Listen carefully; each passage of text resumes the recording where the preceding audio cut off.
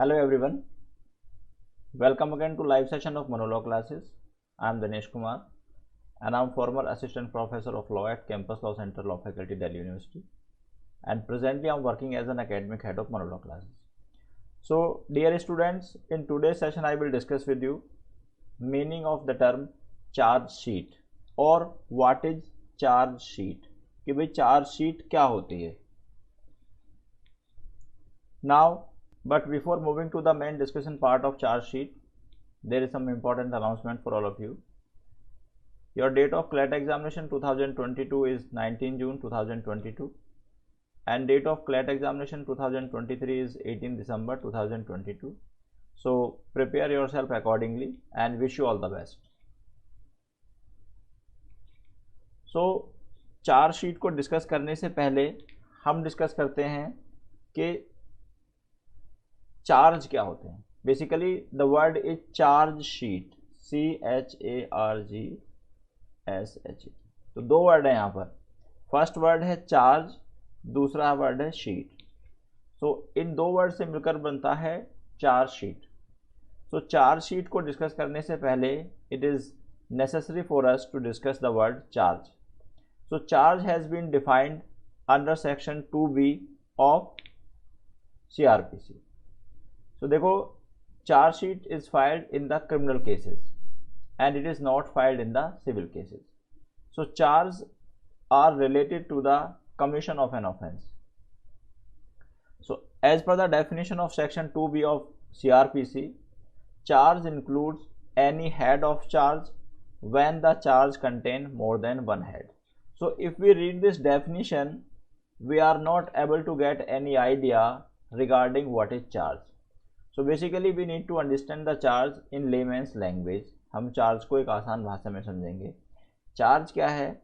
When any person commits any offense, जब कोई person कोई भी ऑफेंस करता है, then what kind of punishment or what kind of offense has been committed by that or which offense has been committed by that person is not known as charge.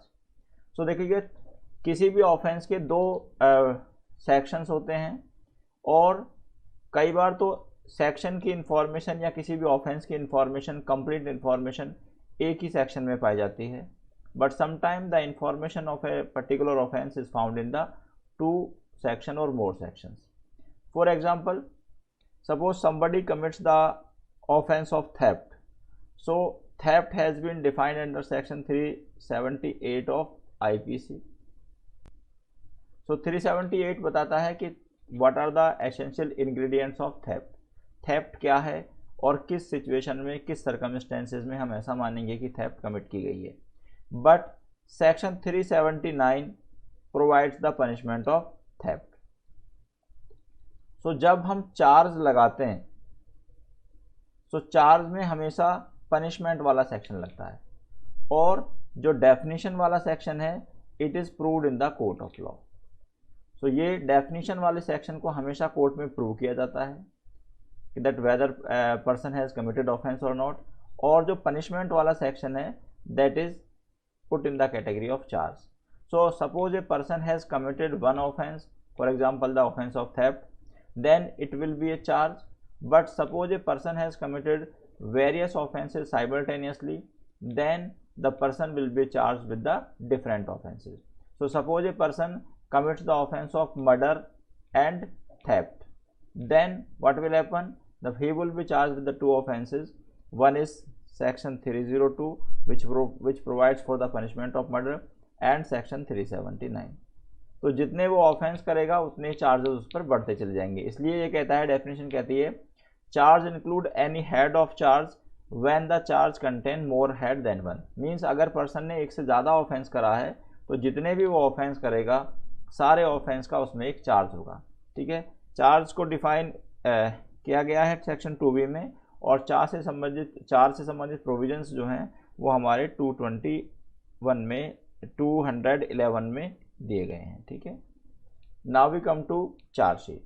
So basically क्या है, when any offence is committed, जब कोई भी offence commit किया जाता है तो first of all an information is given to the police station regarding the commission of that offense. तो जब कोई ऑफेंस होता है उसके बाद उस ऑफेंस की इंफॉर्मेशन दी जाती है नियर बाई पुलिस स्टेशन में, and this information is given in the form of FIR which has been defined under section 154 of CRPC, जिसको सेक्शन 154 CRPC में डिफाइन किया गया है। सो जब किसी भी पुलिस स्टेशन में FIR रजिस्टर हो जाती है तो उसके बाद जो कंसर्न्ड SHO होता है पुलिस स्टेशन का, वो एक ऑफिसर को अपॉइंट करता है and that officer is known as investigating officer. उसको हम क्या बोलते हैं? Investigative officer. अब ये इन्वेस्टिगेटिंग ऑफिसर किसी पर्टिकुलर ऑफेंस में इन्वेस्टिगेशन करता है। तो suppose a murder has been committed in a particular locality, so FIR will be registered in the nearby police station or in the police station which has the jurisdiction in this matter. Then the concerned SHO of that police station will appoint a person or a police officer as investigating officer in that particular case. और वो investigating officer क्या करेगा? उसमें वो investigation करेगा। अब investigation क्या है? Investigation has been defined under section 2H of CRPC. Investigation को 2H CRPC में डिफाइन किया गया है, which means collection of evidence. Collection of evidences. तो इन्वेस्टिगेशन में क्या होता है? कलेक्शन ऑफ एविडेंसेस होता है। तो वो पुलिस ऑफिसर एविडेंसेस कलेक्ट करेगा। So when he will collect all those informations और evidences against the accused person, then it will form the report or that will be known as the police report. तो ये क्या बन जाएगी? Police report. But when this police report will be submitted by the concerned police station or by the SHO, then it will be known as charge sheet. तो basically charge sheet है क्या? Charge sheet एक document होता है जो जिसमें police officer के द्वारा या इन्वेस्टिगेटिंग ऑफिसर के द्वारा की गई सारी इन्वेस्टिगेशन को कलेक्ट किया जाता है, एंड दिस इंफॉर्मेशन और this document is submitted to the magistrate और the concern magistrate who has the jurisdiction in this particular matter. तो जिस कोर्ट के पास भी उस पुलिस स्टेशन का जुरिडिक्शन होता है, उस कोर्ट में उस चार्ज शीट को सबमिट किया जाता है। सो अब हम इसको इसलिए इसको चार्ज शीट बोलते हैं क्योंकि it contains the various information regarding the commission of an offence. ठीक है। Now what is the purpose of submitting charge sheet? Charge sheet क्यों सबमिट की जाती है? So that the magistrate can take the cognizance. Magistrate cognizance उसमें ले सके। Cognizance क्या है? कॉग्निजेंस को डिफाइन नहीं किया गया है, but we have the provisions regarding cognizance under section 190 of CRPC। तो CRPC के सेक्शन 190 में कॉग्निजेंस लेने के तरीके बताए गए हैं। तो कॉग्निजेंस का हम सबसे पहले मीनिंग समझते हैं। What is the meaning of term cognizance? Cognizance means judicial application of judicial mind by the concerned magistrate that he will decide this particular case or he will decide or adjudicate this particular matter.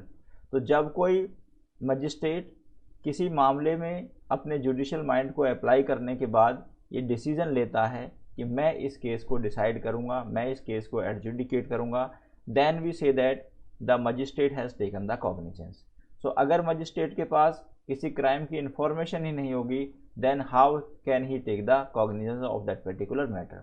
तो इसीलिए chargesheet submit की जाती है magistrate को। Chargesheet में information क्या होती है? Name of the parties, nature of information, name of the person who appear to be acquainted with the circumstances of the case, means witnesses, किसने उस ऑफेंस को करते हुए देखा, नेचर ऑफ ऑफेंस क्या था, डेकॉइटी थी, रेप था, मर्डर था, ETC। Now, the officer shall also communicate in such a manner as may be prescribed. So basically, this clause means second part of this clause 1 says that, so when any information is given by any person to the concerned police station, then it is the duty on the part of the police that it should give the information about the action taken to the person who has given information.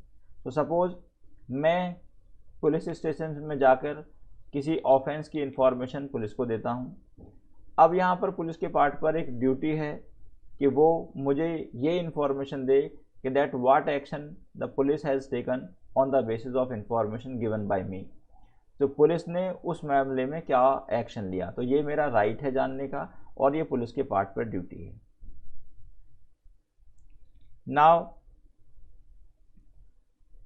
अब chargesheet में क्या होता है कि देखिए chargesheet में sometimes it में happen that a crime में बी वेरी हीनियस, क्राइम बहुत हीनियस हो सकता है और उसमें चार्जशीट में या इलेक्शन एविडेंसेस कलेक्ट करने में काफ़ी टाइम लग सकता है।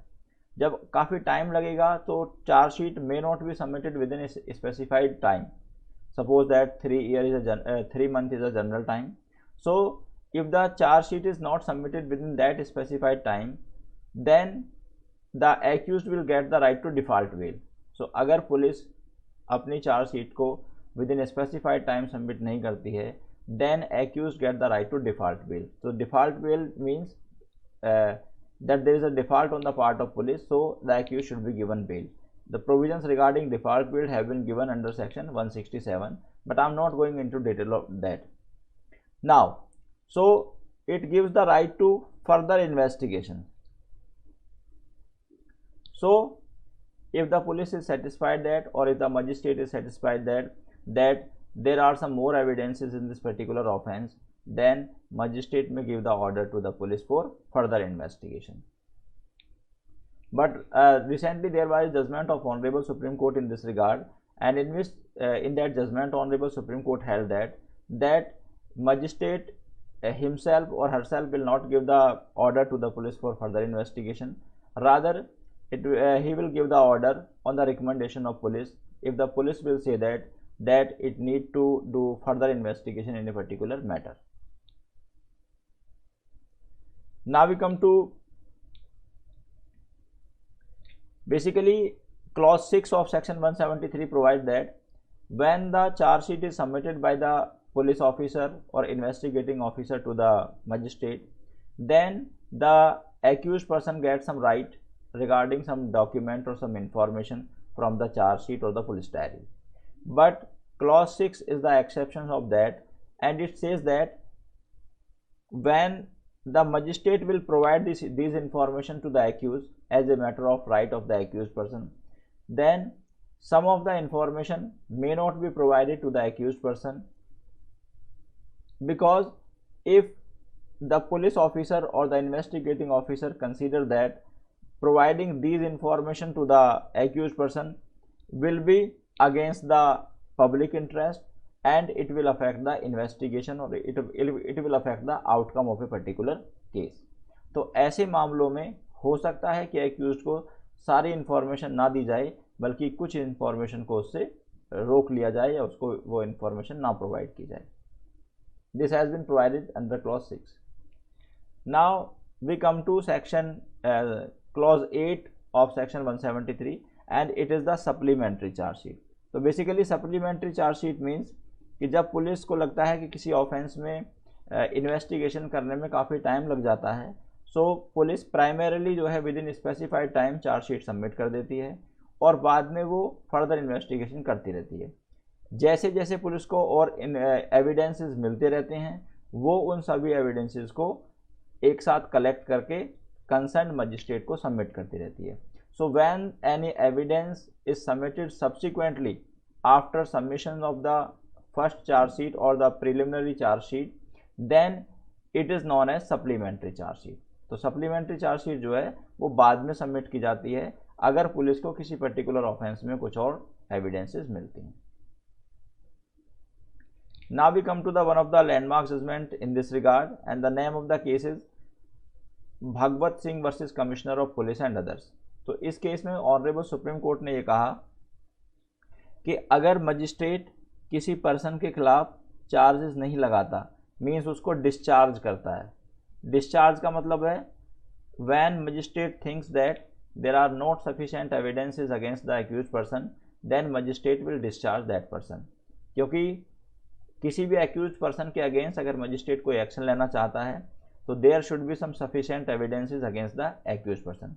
लेकिन एक्यूज पर्सन के अगेंस्ट अगर कोई एविडेंस ही नहीं है या सफिशिएंट एविडेंसेस नहीं है तो अननेसेसरीली एक्यूज को हरास नहीं किया जाएगा. तो यहाँ पर इस केस में ये कहा ऑनरेबल सुप्रीम कोर्ट ने कि अगर मजिस्ट्रेट डिस्चार्ज करता है एक्यूज पर्सन को। डिस्चार्ज का मतलब है नॉट फ्रेमिंग ऑफ चार्ज, अगर वो उसके खिलाफ चार्ज फ्रेम नहीं करता है तो उस सिचुएशन में मजिस्ट्रेट के पार्ट पर ये ड्यूटी है कि this information will be given to the person who has given the information regarding the commission of an offence, और जिस पर्सन के बेसिस पर एफआईआर दर्ज कराई गई थी। अब ये जो ड्यूटी है it is more in the case of discretionary power और discretionary duty, means magistrate is not legally bound to this magistrate is not legally bound to give this information to this person who has lost the FIR, लेकिन magistrate का discretion है कि अगर वो चाहे तो ये इन्फॉर्मेशन दे, और अगर वो नहीं चाहता है तो he is not bound to give this information to the person who has registered the FIR against the accused person. So that's all for today my dear students. I will come again with the next topic. Till then, thank you very much. Goodbye.